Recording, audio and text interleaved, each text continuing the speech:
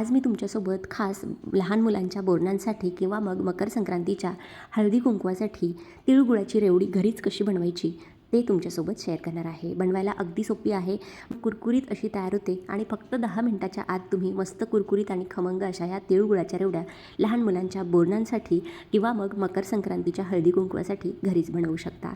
फक्त गूळ आणि तिळापासून आज आपण ही जी तिळगुळाची रेवडी आहे बाजारात मिळते तशीच घरी बनवणार आहोत. चला तर मग सुरुवात करूया. तर सगळ्यात अगोदर गॅसवरती एक पॅन ठेवलेला आहे, त्यामध्ये मी 1 कप तीळ घालत आहे. पांढरे तीळ आहे, मार्केटचे पॉलिश्ड अनपॉलिश्ड किंवा गावठी तीळ गावरान तीळ कुठलेही वापरू शकता. तर आपल्याला तीळ 5 ते 6 मिनिटांपर्यंत छान मंद गॅसवरती भाजून घ्यायचे आहेत. खूप जास्त हाय फ्लेमवरती तीळ भाजायचे नाही, तर मग थोडासा कडवट वास लागू शकतो. तर अशा पद्धतीने आपण मंद गॅसवरती हे जे तीळ आहे मस्त चटचट चटचट आवाज येतो याच्यामधून तोपर्यंत भाजून घेणार आहोत.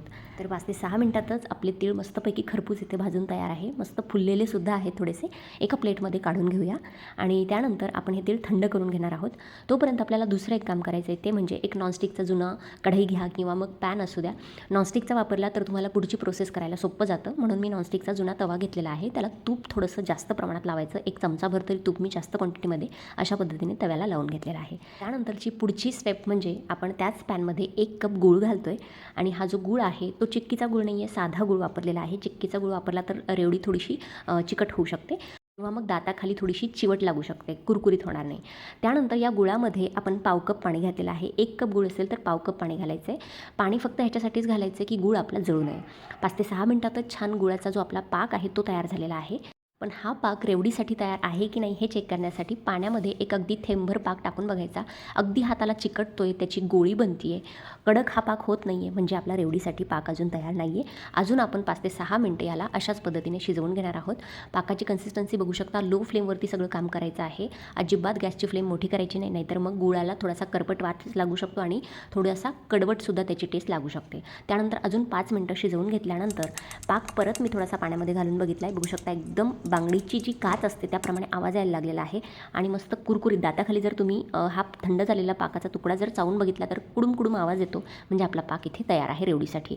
तर तोपर्यंत शिजवून घ्यायचा आहे. नंतर गॅसची फ्लेम बंद करायची आहे आणि यापुढची सगळी प्रोसेस तुम्हाला थोडीशी फास्ट करायची आहे. जो आपण नॉनस्टिकचा तवा तूप लावून साईडला ठेवलेला होता त्यामध्ये हा सगळा गुळाचा पाक घालून घेतलेला आहे.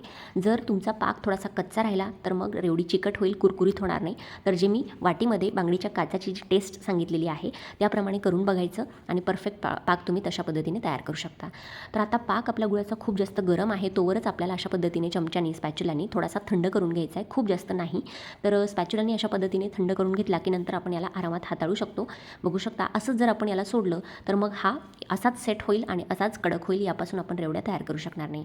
तर आता काय करायचं आहे, नॉनस्टिक पॅन आपण ह्याच्यासाठीच वापरला होता की व्यवस्थितपणे हे आपल्या भांड्याला चिकटणार नाही. त्यानंतर सगळा पाकाचा जो गोळा आहे तो अशा पद्धतीने आता गरम आहे, पण मी हाताने त्याला हाताळू शकते. खूप जास्त चटके लागत नाही आहेत कारण मी थोडंसं त्याला थंड करून घेतलं आहे. त्यानंतर तुम्हाला ही प्रोसेस करायची आहे. अशा पद्धतीने याचे धागे किंवा दोरीच्या आकाराचा एक रोप तयार करायचा आहे, परत गुंडाळायचा आहे, परत त्याचे लांब लांब धागे अशा पद्धतीने, जशी सोनपापडी वगैरे बनवताना तुम्ही बघितलीच असेल प्रोसेस, त्या पद्धतीचं करून घ्यायचं आहे. बनवायला अगदी सोपं आहे आणि खरं तर हे करताना तुम्हाला जास्त मजा येणार आहे, कारण अशा पद्धतीच्या ज्या गोष्टी आहे, रेवड्या असू दे, हे आपण मार्केटमधूनच विकत आणतो, घरी कधीच बनवत नाही. तर एकदा ह्या पद्धतीने बनवून बघा, खूप जास्त मजा येईल आणि घरी हा मार्केटमधला पदार्थ आपण इझिली तयार केला याचा आनंद वेगळाच असेल.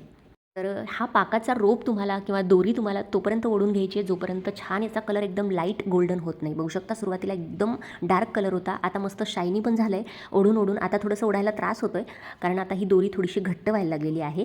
तर गुळाच्या पाकाची ही दोरी आहे. बघू शकता अशा पद्धतीने मस्त याचा एकदम लाईट कलर झालेला आहे आणि शायनी दिसायला लागलेला आहे एका तारेसारखं.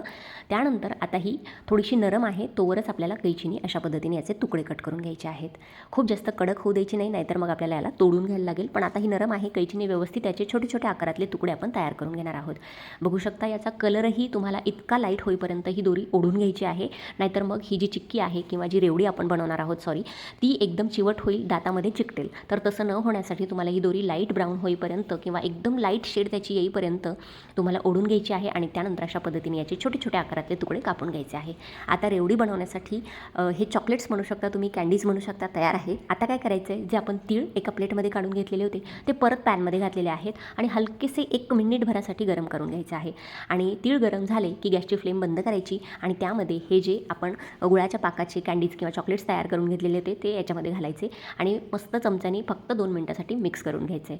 तर आता तीळ गरम असल्यामुळे काय होतं, लगेचच गुळाच्या ज्या रेवड्या किंवा कँडीज आपण बनवून घेतल्या त्याला हे गरम तीळ चिकटतात आणि मस्त मार्केटमधल्यासारखी रेवडी आपली तयार होते. बघू शकता आता कँडीजही हलक्याशा इथे गरम झाल्यात. गूळ आहे त्यामुळे लगेचच उष्णता मिळाली की हलकासा नरम होतो आणि सगळे तीळ त्याला येऊन चिकटतात. तर अशा पद्धतीने मार्केटमध्ये सुद्धा गुळाची किंवा साखरेची सुद्धा रेवडी मिळते. पण आज आपण एकदम हेल्दी पद्धतीने मुलांचं बोरनान असू दे किंवा मग मकर संक्रांतीसाठी हळदी कुंकू जर तुम्ही ठेवणार असाल तर छोटे छोटे तिळगुळाचे लाडू वगैरे करण्यापेक्षा अशा पद्धतीच्या जर रेवड्या घरीच बनवल्या खूप सोप्या पद्धतीने तुम्ही बनवू शकता आणि तुम्हाला हवा तो आकार तुम्ही या रेवड्यांना आता देऊ शकता. कारण पॅन गरम आहे, तीळ गरम आहेत. मी तुम्हाला सांगणारच आहे की मार्केटमध्ये जशा थोड्याशा लांबट आकाराच्या रेवड्या मिळतात त्या पद्धतीच्या रेवड्या तुम्ही गरम गरम असतानाच त्याला आकार देऊ शकता किंवा मग तुम्हाला चापट कॉईनसारख्या जसं आपण 1 रुपयाचं नाणं असतं त्या पद्धतीच्या बनवायच्या असेल तरीसुद्धा बनवू शकता किंवा मग छोटे छोटे लाडूसुद्धा याचे बनवू शकता. बघू शकता आरामात याला आकार देता येतो आहे. अशा पद्धतीने थोडं अंगठ्याखाली दाबून तुम्ही चपट्या आकाराच्या रेवड्यासुद्धा बनवू शकता. तर आहे ना एकदम सोपी पद्धत बनवायला. 10 मिनिटाच्या आत तुम्ही ह्या एकदम मार्केटसारख्या किंवा यात्रेमध्ये बाजारात जशा मिळतात त्याच पद्धतीच्या रेवड्या घरच्या घरी 10 मिनिटाच्या आत तयार करू शकता. तर आजची ही एकदम कुरकुरीत अशा तिळगुळाच्या रेवड्यांची रेसिपी तुम्हाला कशी वाटली ते मला कमेंट करून नक्की सांगा. आणि व्हिडिओ जर तुम्हाला मनापासून आवडला असेल तर मनापासून एक लाईक करा, शेअर करा. आणि यापूर्वीही तिळगुळाचे बरेचसे पदार्थ मी आपल्या चॅनलवरती अपलोड केलेले आहेत तर ते सुद्धा नक्की बघा आणि करून बघा घरी. आणि ही जी घरच्या घरी तयार केलेली तिळगुळाची रेवडी आहे ती किती कुरकुरीत झाली आहे आवाजावरून तुम्हाला कळत असेल. बघू शकता अजिबात चिकट होत नाही, दाताखाली चिकटत नाही, मस्त कुरकुरीत होते. नक्की करून बघा. व्हिडिओ आवडल्यास लाईक, शेअर आणि चॅनलला सबस्क्राईब करा. तर म्हणजे भेटूया अशाच एखाद्या नवीन व्हिडिओसोबत किंवा एखाद्या हटके रेसिपीसोबत. तोपर्यंत धन्यवाद. Thanks for watching. Take care. Bye bye.